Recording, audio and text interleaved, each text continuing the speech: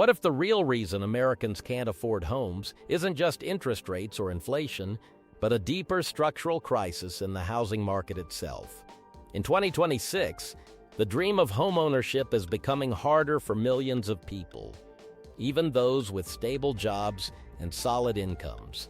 Prices have surged far beyond wage growth, supply is limited, and competition is intense, creating a market where even middle-class buyers are being pushed out. Behind the headlines lies a complex mix of economic pressure, policy decisions, and long-term housing shortages shaping this crisis. In this video, you'll uncover the truth behind why Americans can't afford homes anymore. The core problem: housing supply is not enough. The most fundamental issue behind the crisis is a shortage of homes. In many high-demand cities and regions, there simply are not enough houses being built to match population growth and demand. Over time, restrictive zoning laws, limited land development, and slow construction pipelines have reduced how quickly new housing can enter the market. This creates a long-term imbalance where buyers compete for too few homes, pushing prices higher and higher. Economic research consistently shows that when supply does not meet demand, prices rise naturally. In the U.S., this supply gap has become structural rather than temporary, meaning it is built into how cities develop rather than being a short-term issue. Why home prices keep rising faster than income? Even when wages increase, they are not rising at the same pace as housing costs. This gap is one of the main reasons home ownership feels impossible for many people today. Several forces contribute to this. First, housing demand has remained strong due to population growth, urban migration, and lifestyle changes. Second, limited supply amplifies every increase in demand. Third, in many areas, housing is treated not just as shelter, but as an investment asset, which increases speculative buying pressure. Over time, this combination creates a gap where median home prices grow much faster than median household income, making affordability worse each year. The mortgage pressure problem: higher rates, higher payments. Even if someone can afford a house price on paper, the cost of financing that house has become much more expensive. In recent years, mortgage rates have increased significantly compared to the ultra-low rates seen earlier. This directly raises monthly payments, even if home prices stay the same. As a result, buyers today often pay a much larger portion of their income just to afford the same type of home previous generations could buy more easily. Studies show that mortgage payments as a share of income have doubled compared to a few years ago in some cases, pushing many households into financial strain. The supply shortage has become a national crisis. What was once a local issue in expensive cities has now become a national shortage. The U.S. is estimated to be millions of housing units short, meaning demand exceeds available homes by a large margin.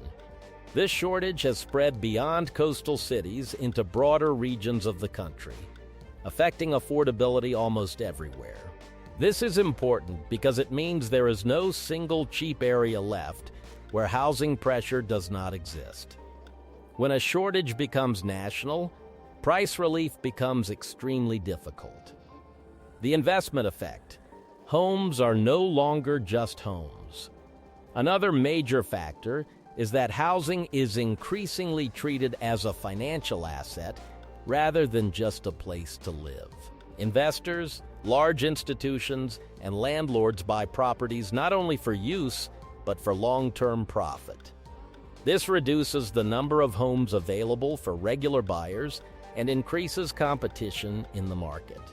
When housing becomes an investment vehicle, prices are influenced not only by local demand, but also by financial markets, capital flows, and expectations of future price growth. This shifts housing from a basic need to a competitive financial product, and that changes everything. Why first-time buyers are being pushed out. First-time buyers are the most affected group in this crisis. Many are entering the market later in life because they need more time to save for down payments, while also facing higher living costs and debt obligations. A growing trend shows that younger buyers are no longer purchasing starter homes. Instead, many aim directly for long-term homes because stepping stones are becoming too expensive or unavailable. This shift shows how affordability has broken traditional housing progression patterns. The psychological shift: homeownership feels out of reach. Beyond numbers, there is also a psychological impact. Many people now believe that owning a home is no longer realistic, even for middle-income earners. Surveys show that a large portion of renters feel homeownership is financially out of reach, even if they are employed full-time and earning reasonable incomes. This creates a long-term behavioral shift where people delay buying decisions, which can further reshape demand patterns in the market. Why this crisis is hard to fix. The housing crisis is difficult to solve because it is not caused by one broken system. It is caused by multiple systems interacting. Increasing supply takes years due to construction delays, regulations, labor shortages, and material costs. Lowering demand is not realistic because people always need housing. Adjusting prices alone does not solve affordability if incomes and interest rates remain misaligned. Even policy changes take time to affect real housing stock. That is why experts describe it as a structural, long-term issue rather than a short-term market cycle. Now you've seen that the housing crisis isn't caused by one single factor. It's a combination of rising prices, limited supply, higher borrowing costs, and long-term structural imbalances in the market.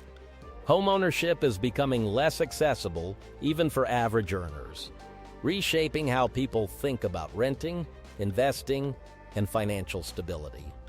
If this gave you a clearer understanding of what's really happening in the housing market, don't forget to like the video and hit the subscribe button for more insights into money, economics, and real-world financial trends. Stay informed, think long-term, and understand the system before making big financial decisions.